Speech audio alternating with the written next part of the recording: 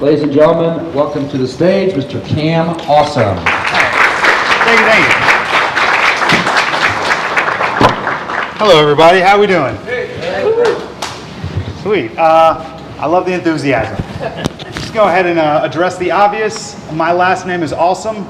I legally changed it to Awesome, and when I tell people I've changed my last name to Awesome, the first thing they think is, that guy must think highly of himself. And through the limited research I have and the knowledge, turns out I am my biggest fan. Yeah, I do think highly of myself.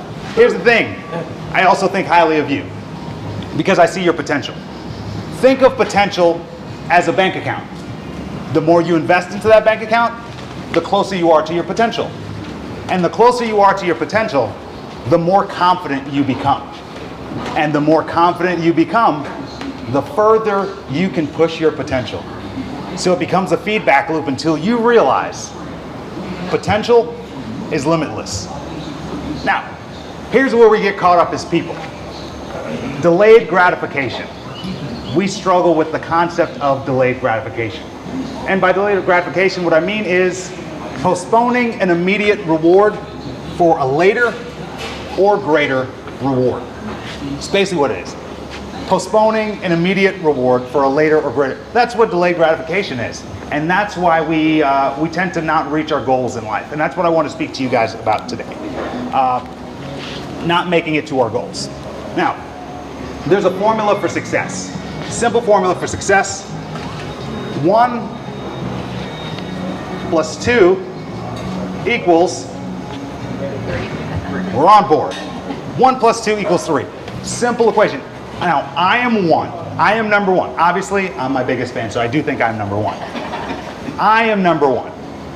I need number 3. Number 3 is the goal at hand. Now, I'm number 1. To get 3, whatever is next is going to be a little bigger than me. It's going to be hard to get to, right? It's 2. But we like to think other, and I'll get into our thinking. Because when I was 16, I figured this formula out. 1 plus 2 equals 3. Because I was 16 years old, which means I was at the prime time of my life for the greatest motivation in the world. I wanted a girlfriend. I was 16 years old, I was overweight, and I thought if I lost weight, I could get a date to prom. It didn't work, but I joined the boxing gym to lose weight because in my mind, if I lost weight, I'd be more confident, I'd get a date to prom. Now, the problem is, I felt like I needed to lose about 40 pounds before I even went to the boxing gym to lose weight. It's kind of like when you brush your teeth really well before you go to the dentist, or you clean your house before the house cleaners come over. Same kind of deal. So what I did was every morning before school, I would wake up and rollerblade for an hour. I was such a cool kid. I would rollerblade for an hour. And, you know, I did it day after day after day after day after day after day. Basically, I did it for 6 days. And then I thought, you know, because at this point I was doing this great change in my life, I thought someone would come up to me and say, hey, I can tell you're working out. You're looking good. Keep up the good work. No one said that to me. I've been doing this for 6 mornings in a row. And then I learned a great lesson. If you're looking for validation from others, you will never reach your highest potential. If you look for validation from others, you will never reach your highest potential. Now, to reach your highest potential, simple formula, 1 plus 2 equals 3. Okay. Question for you, sir. I am 1, because we established that. I'm number 1. I need 3. What do I need? Someone else. Well, no. Which number do I need?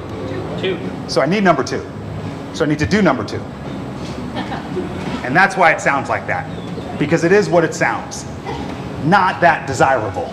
Right. So a lot of times, we realize that number 2 that we got to get done, it's not that fun. Now, perfect example of this, I figured out what number 2 was one day. I wanted to do the boxing gym thing, and I had to go to the gym every day. Now I lost the weight. I started going to the boxing gym. The problem was the boxing gym was 6 miles away from my high school. Now, that wouldn't be a problem. I could drive my car, but I didn't have one. I could have taken an Uber, but they didn't exist. I could have taken a cab, but I was broke. So what am I to do in that situation? Well, you guys answer real quick for people who don't have to walk for 6 miles in Florida. And by the way, this is not like when you told your kids you walk 10 miles uphill in the snow to school and 10 miles back uphill home.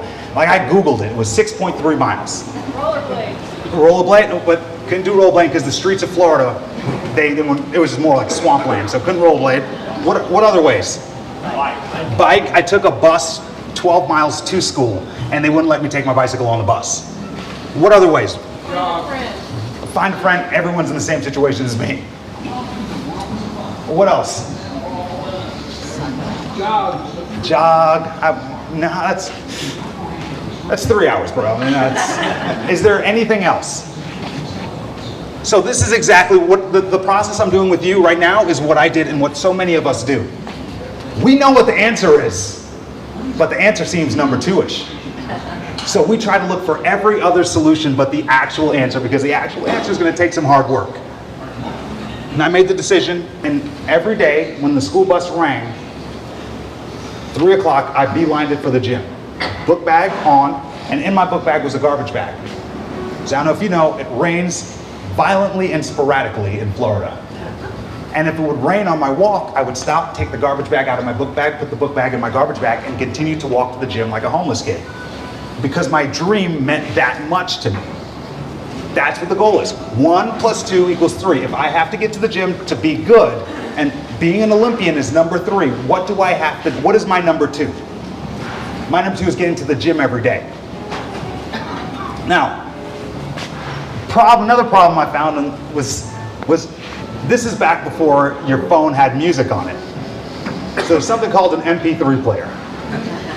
Now, back in 2005, I had an MP3 player. The problem was I didn't have money for batteries.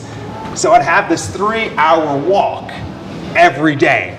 And because I didn't have music, I just told myself stories. And I don't know if you guys know this, but if you're gonna make up stories, and you can make up a story however you want to, why wouldn't you make yourself the superhero of your own story? Oh, my stories were great. They all starred me. I was the protagonist. I was great in my stories. I beat up all these boxers. I'm walking to the gym thinking about all the boxers I'm gonna beat up and these stories of how I would do this and do that. Just completely delusional. But what I was doing is I was uncovering undiscovered truths. Undiscovered truths. Now, some people call them lies. I actually call them potential. I was actually digging for my potential.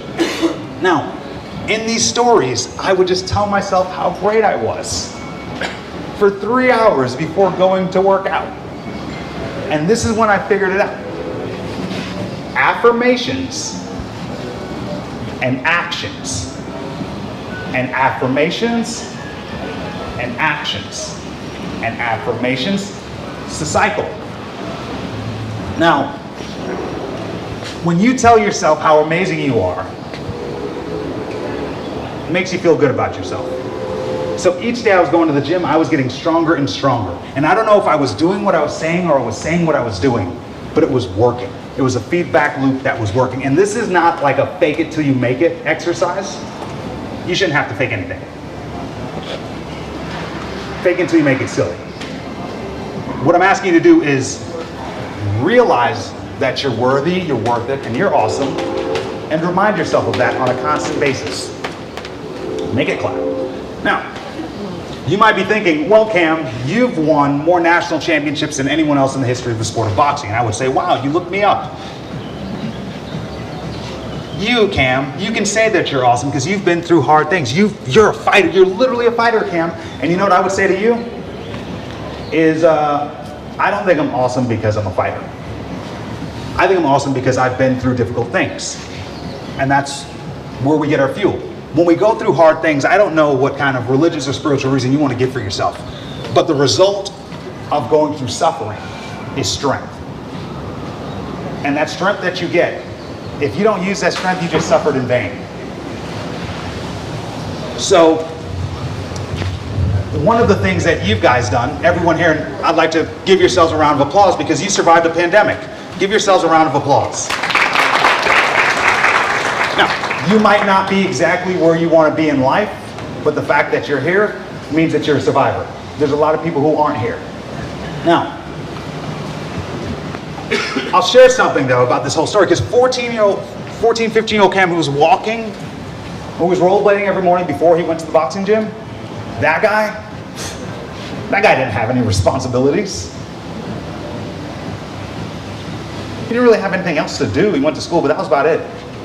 But Cam of today has a lot on his mind.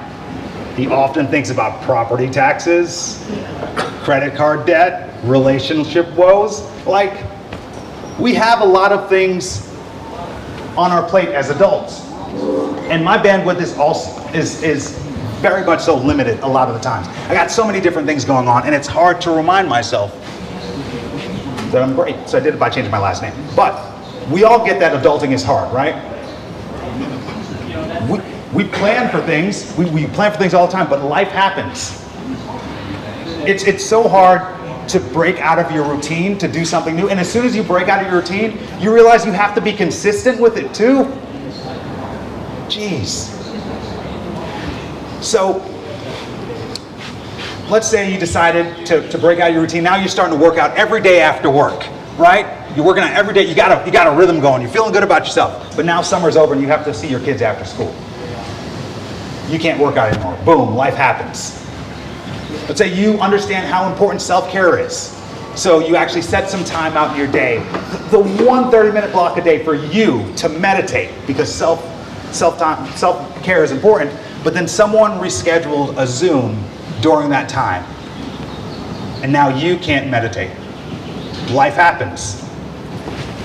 Let's say you've overcommitted and now you have to cancel plans on a friend.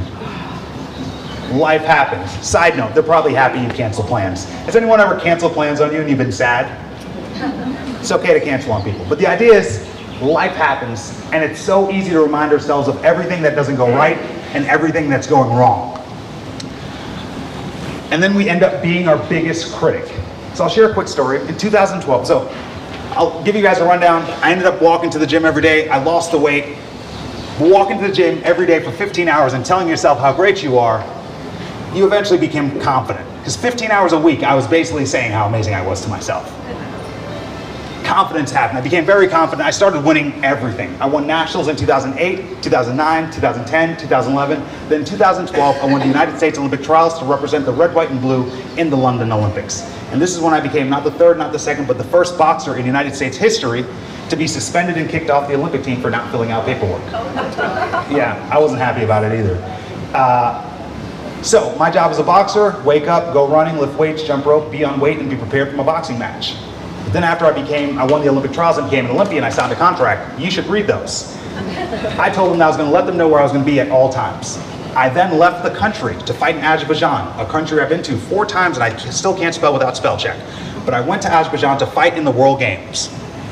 And when I was there, the drug testing agency showed up to my house in Lenexa to give me a random drug test. I was actually in Azerbaijan. A missed drug test is a positive drug test. I was suspended for a positive drug test. Even though I tested negative that same week to even compete in that tournament in Azerbaijan, I lost everything. Now, I dropped out of school to pursue boxing because I was about to be a rich, balling boxer who needs an education. Definitely not this guy. So I dropped out of school, and then I lost to some paperwork. Lost everything I had.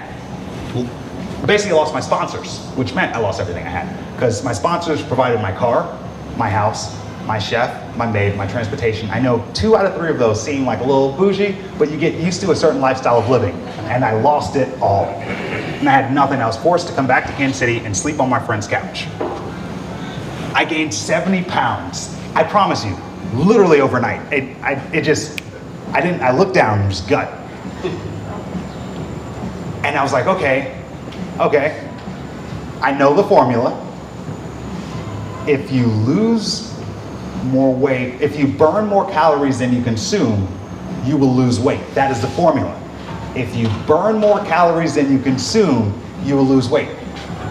A plus B equals C. 1 plus 2 equals 3. If you burn more calories than you consume, you will lose weight. It's a simple formula that 14-year-old Cam could have processed. But Cam in his 20s, who has life going on, that formula just doesn't seem as easy because life happens. And I would start working out, and I just don't feel like it. And like 3 weeks later, I realized, how did I gain 3 pounds in my workout plan? And I was so upset at myself. Have you ever left a meeting where you didn't perform at your best, and you coached yourself after the situation? Like, all right, what was that? Is that the best we can do? How about we not raise our hands and give suggestions before we think things over, you idiot?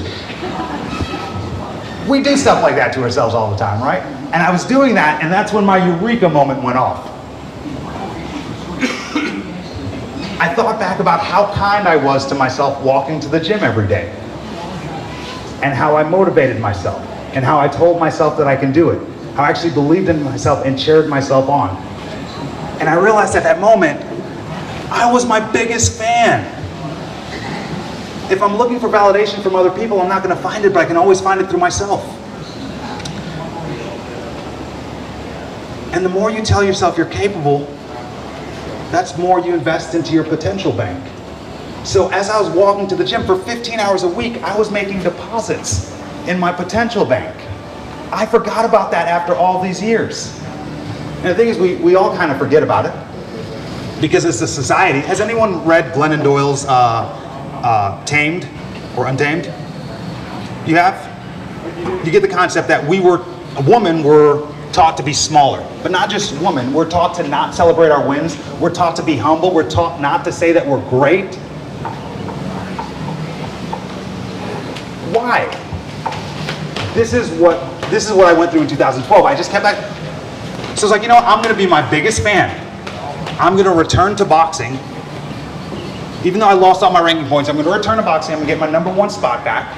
I'm going to regain my spot as captain of the USA national boxing team, and I'm going to go to the 2016 Olympics. And I told myself that every day. And to remind myself of how awesome that I actually am and how capable I am of anything, I spent $178 and legally changed my last name to Awesome. As a reminder that I am awesome, that I am worthy, and I am worth it. Now, a lot of times I run into people and they see me and they're like, oh, change your last name to Awesome. You must think highly of yourself. But here's the thing. I don't think highly of myself because I'm a boxer. I think highly of myself is because I've been through hard things. When you see me with the confidence and swagger that I do nothing wrong in life, I'm fully aware that I do a lot of things wrong, but I am very confident. And when you ask me, Cam, why do you think you're so awesome? I'll say, because I survived a pandemic. And you'll say, so did I. And then I'll say, I agree. Thank you.